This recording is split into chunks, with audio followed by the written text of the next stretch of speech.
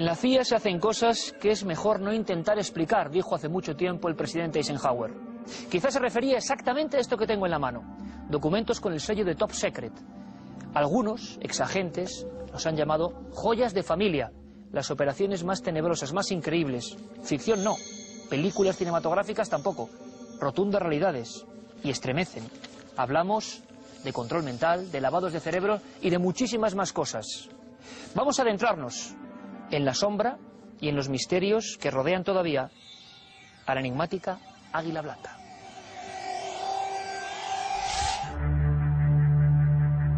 El pasado mes de junio, la Agencia Central de Inteligencia de Estados Unidos, la CIA, divulgó los detalles sobre un buen número de operaciones secretas de las cuales hasta ahora no existían datos fidedignos y hasta eran consideradas como exageraciones de los teóricos de la conspiración. Entre ellas, los intentos de asesinar al líder cubano Fidel Castro y muchos otros de los abusos cometidos por ese organismo entre los años 60 y 70. Los documentos más comprometedores de la agencia, las conocidas como joyas de la familia, por fin están al descubierto.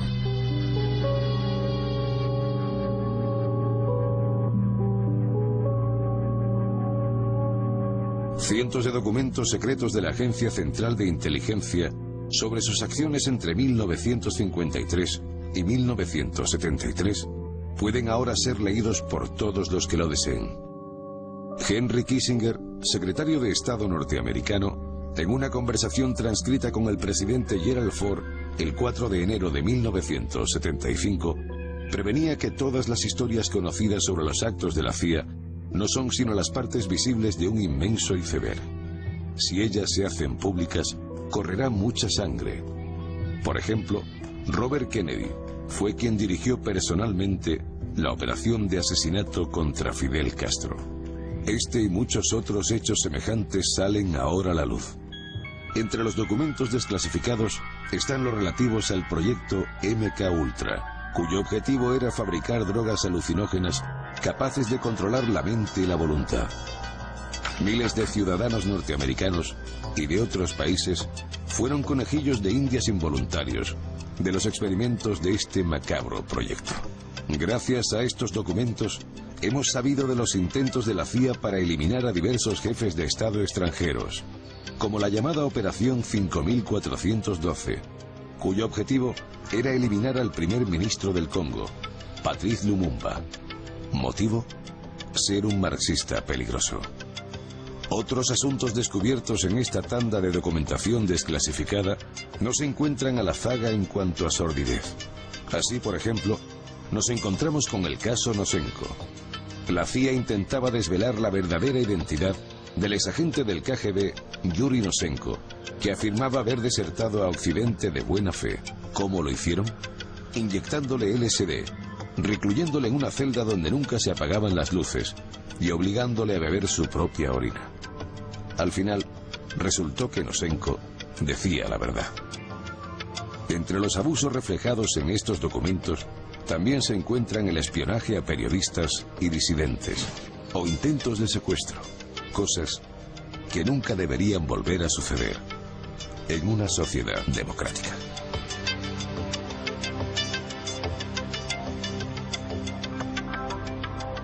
Creo que vamos a disfrutar enormemente de este debate. Vamos a hablar de la CIA en profundidad. Mito, verdad, manos negras que mueven el mundo, la tramoya de muchos misterios. Siempre la gente, casi por una especie de inercia popular, dice, la CIA estaba ahí.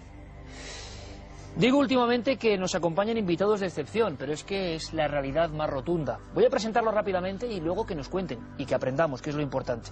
Por cierto, que Eric Frattini me tendrá que contar qué demonios son estos documentos que él llama joyas de familia. Quédense con el término. Nos acompaña ni más ni menos Gustavo de Arístegui, portavoz del Partido Popular en la Comisión de Asuntos Exteriores del Congreso de los Diputados, autor de algunos libros clásicos ya que estamos viendo. Gustavo, un placer y un honor tenerte aquí. Encantado, Iker, estoy encantado de estar aquí. Vamos a aprender mucho, que es lo importante, y cómo no, también para eso está un querido compañero, Fernando Rueda, subdirector de Interview, también sus libros, cómo no, aquí. Decía él, en un libro recurrente en nuestro programa, servicios de inteligencia fuera de la ley. Ahí está la pregunta. Fernando, bienvenido. Buenas noches, Iker. Santi Camacho, cómo no, quien ha elaborado todo este tema y esta introspección en algunas de esas joyas que a veces, también hay que decirlo, tocan el misterio, tocan los enigmas y cosas mucho más graves. Santi, buenas noches. Buenas noches, Iker. Y Eric Fratini. Eric, buenas noches. ¿Qué tal? Buenas noches, Iker. No hace falta presentación para Eric Fratini. Enhorabuena, compañero. Muchas gracias. Está causando mucha sensación. Muchas gracias. CIA Joyas de Familia, con un prólogo del que fuera director del CNI. Un prólogo de lujo, absolutamente. De Jorge Descallar, que fue director del CNI, del Centro Nacional de Inteligencia, entre el año 2001 y 2004, y además en una etapa muy importante para el Centro Nacional de Inteligencia. Oye, la CIA te tendrá vigilado después de esto, ¿no? Bueno, es que realmente, es decir, los documentos han sido facilitados por ellos, tengo que decirlo. No he descubierto, no me han caído, ni nadie me los ha pasado debajo de la mesa. Me los ha pasado la propia CIA, han sido las operaciones, se recopilaron en el año 73. Y que te explico un poco lo que es Joyas de Familia para que la gente lo entienda. Joyas de Familia es, llega un nuevo director a la CIA, que es Schlesinger, James Schlesinger, y ordena recopilar al departamento, al directorio de operaciones de la CIA del Langley, les ordena recopilar toda una serie de operaciones encubiertas que violasen la propia carta fundacional de la propia CIA, es decir, en parte la Constitución de los Estados Unidos, porque a la CIA les prohíben espiar dentro de territorio americano. Entonces, este funcionario del Departamento de Operaciones comienza a revisar los archivos y tuvo un primer nombre que se les llamó actividades altamente volátiles, se le llamó primeramente. Entonces, cuando se hace el informe para el director Schlesinger, este funcionario lo escribe como de cachondeo, un poco en broma, dice: señor director, estas son nuestras joyas de familia. O también se le llamó nuestros cadáveres en el armario, se le llamó también. ¿Cadáveres en el armario? Sí, y el informe que se le presenta al director de la CIA y que el director de la CIA presenta en la Casa Blanca de Gerald Ford, que acaba de asumir el mando como vicepresidente con la dimisión de Nixon, se le llama las joyas de familia de la CIA, y por eso se llama Joyas de Familia. Y algunos de los documentos, hay que decirlo, porque hay una cosa que tiene muy buena la CIA, y hay que dejarlo muy claro, que informa de lo que hace, que no se puede decir que todo el mundo lo haga. Informa de lo que hace, y cuando vemos los expedientes desclasificados nos quedamos asombrados. Podríamos hacer una breve alusión y abrimos el debate de inmediato. Santiago, que por ejemplo, yo tengo que decirlo en honor a mi compañero, él hace más de 10 y 15 años publicaba en España historias sobre, por ejemplo, el proyecto MKUltra, proyecto de control mental, proyecto de intentar casi crear asesinos programados, se habló así. Todo el mundo pensó que eran cosas de misterios bizarros, incomprensibles, y caramba, ahora viene aquí, negro sobre blanco. Precisamente comentábamos en la radio hace unas semanas que yo me sentía especialmente congratulado porque aquí venía la confirmación documental de algunas de las cosas que había tenido oportunidad de escribir en el pasado, y que bueno, pues efectivamente, pues algunos que habían sido muy críticos pues habían dicho que eran exageraciones, leyendas negras, etcétera, etcétera. Posiblemente la más impresionante es la relativa al proyecto MKUltra, un proyecto que consistía básicamente en el desarrollo de herramientas para el control mental, para el control de la mente, tanto en interrogatorios como en influir a grandes masas de población, como en temas incluso efectivamente de programar soldados, programar incluso agentes que en uno de los proyectos más de ciencia ficción, que no supiesen ellos mismos que eran agentes hasta que fuera esa información extraída mediante algún sistema.